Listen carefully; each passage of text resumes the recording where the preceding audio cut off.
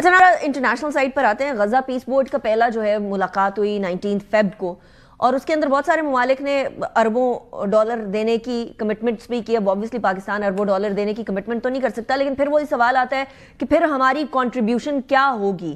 صرف ڈپلومسی تک رہے گے, صرف زبانی جمع خرچ تک رہے گا, پریزنس تک رہے گا, یا پھر اس سے آگے بھی ہماری کوئی کنٹریبیوشن ہوگی؟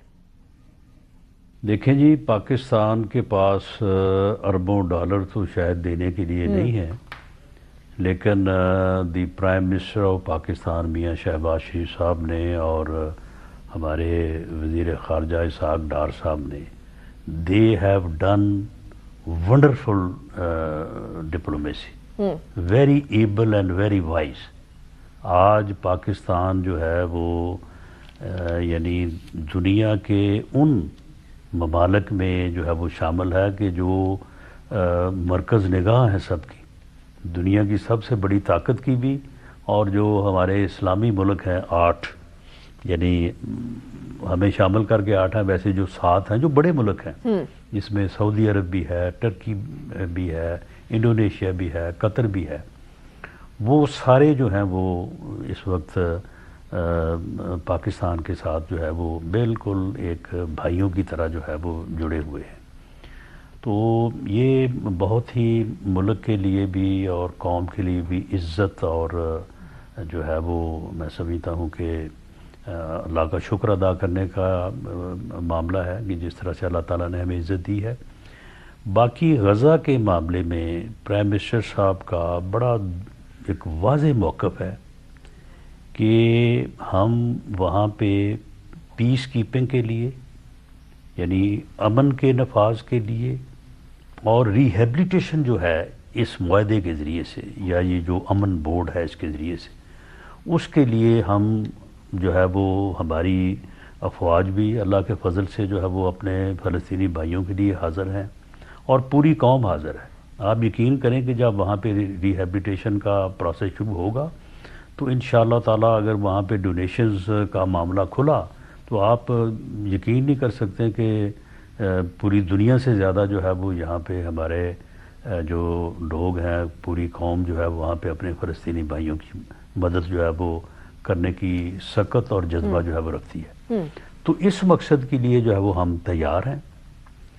باقی جو دوسری بات ہے کہ ہم وہاں پہ جا کے کسی کو نکالیں, کسی سے ہتھیار رکھوائیں یا کسی کو آگے پیچھے کریں, یہ معاملہ جو ہے یہ پاکستان کے لیے ممکن نہیں ہے, اور پاکستان اس میں فریق نہیں ہوگا. اوکے, یہ بڑی واضح پالیسی ہے, اور اس کے اوپر کسی قسم کا نہ ابہام ہونا چاہیے تو نہ کسی کو اس قسم کا ابہام پیدا کرنا چاہیے. Very interesting. وہاں اپنا کردار پاکستان ادا کر رہا ہے, ایک اور جگہ پر گڑبڑ چل رہی ہے ران صاحب, ایران اور امریکہ, اور اس کے اندر اوبویسلی اسرائیل کا ایک سرٹن رول ادھر بھی آتا ہے. ایران اور امریکہ کے اندر معاملات بڑے گڑبڑ جا رہے ہیں. اسٹریٹ آف ہارموز کو بند کر کے وہاں فوجی مشقیں کی ایران نے, اس کے ساتھ ٹرمپ کہہ رہے ہیں کہ آپ واپس اپنی نیوکلیئر فیسلٹیز کو بلڈ کر رہے ہیں. سیٹلائٹ امیجری بھی یہی بتا رہی ہے کہ ایران جو ہے وہ واپس ریبلڈ کر رہا ہے اور کانکریٹ سے اس کو چھپا رہا ہے, اور اسی کے اوپر ٹرمپ دھمکا بھی رہے ہیں کہ بائی کروک کسی ڈیل کی طرف آنا پڑے گا یا پھر کوئی اور ریپرکشنز ہوں گے. سو مجھے یہ بتائیے کران صاحب, اس صورتحال کو کیٹر کرنے کے لیے پاکستان اپنا کیا کردار ادا کر رہا ہے؟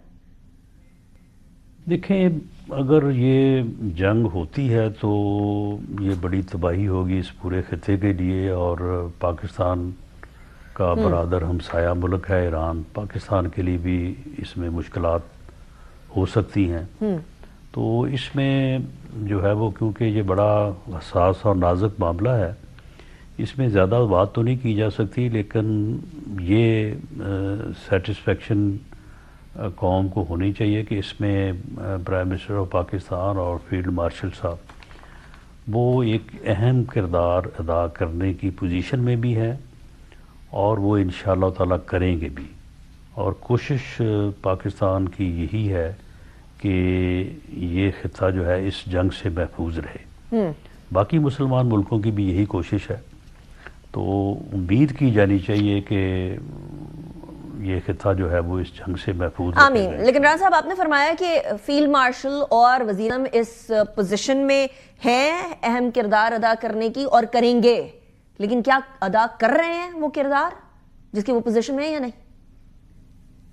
دیکھیں, یہ اناؤنس تو نہیں ہے, اس بارے میں کوئی فارن آفس نے تو بات نہیں کی، تو قیاس کیا جانا چاہیے کہ وہ کیوں کردار ادا نہیں کریں گے، کر رہے ہوں گے کیونکہ یہ بڑا نازک مسئلہ ہے، اور پاکستان ہمسایہ ملک ہے ایران، تو اس میں جو ہے وہ ہمارا کنسرن جو ہے وہ کسی سے کم نہیں ہو سکتا۔